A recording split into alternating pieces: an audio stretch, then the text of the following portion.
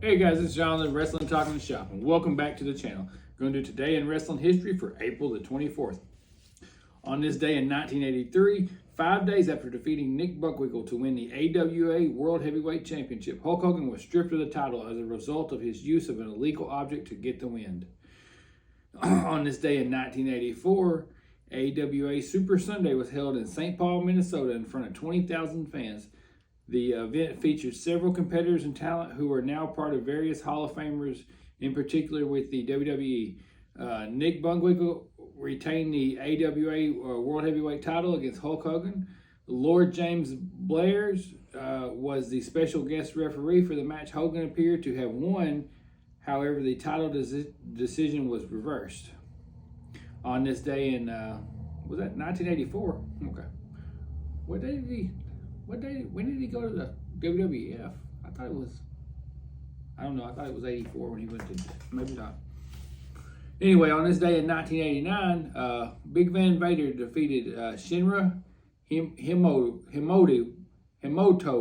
to win the IWGP World Heavyweight title at New Japan Super Clash in Tokyo Dome, Japan. On the same show, Jushin Thunder Liger made his New Japan Pro Wrestling debut.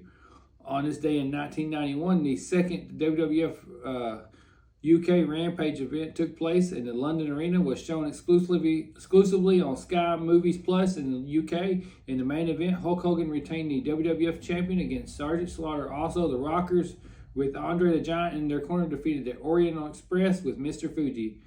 The British Bulldog pinned the Berserker, and Jake the Snake Roberts was disqualified in his match against Earthquake. On this day in 1994, at a WCW Saturday night taping in Atlanta, Georgia, Ric Flair defeated Ricky Steamboat to win the WCW World Heavyweight Championship. The title had previously been upheld in a double pin in a match between the two at Spring Stampede. On this day in 1995, Diesel retained the WWF Championship against Bam Bam Bigelow on a live edition of Monday Night Raw from Omaha, Nebraska. Afterwards, Bigelow was fired from the $1 Million Corporation, which prompted a final face run in the company. On this day in 2000, DDP, Diamond Dallas Page, defeated Jeff Jarrett for the WCW World Heavyweight title in a steel cage match on Monday Night Nitro. On this day in 2001, at the WWF SmackDown taping in Denver, Colorado, Matt Hardy defeated Eddie Guerrero for the WWF European Championship.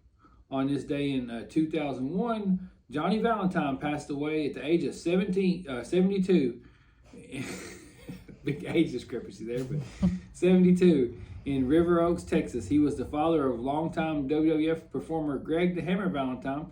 He held several titles, including the NWA US Championship. He had long rivalries with Bobo Brazil, Buddy Rogers, Harley Race, and many others. Valentine suffered a broken back in a plane crash in 1975, and that pretty much ended his career. Also, Ric Flair broke his back in the same plane.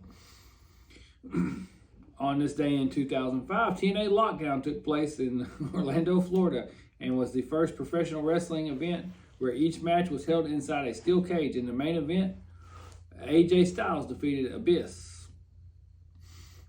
On this day in 2009, in the main event of ROH A Cut Above in Dayton, Ohio, Jerry Lynn retained the ROH title against Roderick Strong. And on this day in 2018, at the Impact Wrestling Explosion tapings in Orlando, Florida, Austin Aries defeated Pentagon Jr. for the Impact Wrestling World title. The match did not air until May 31st. Notable birthdays is Blue Diamond Lou Thesz.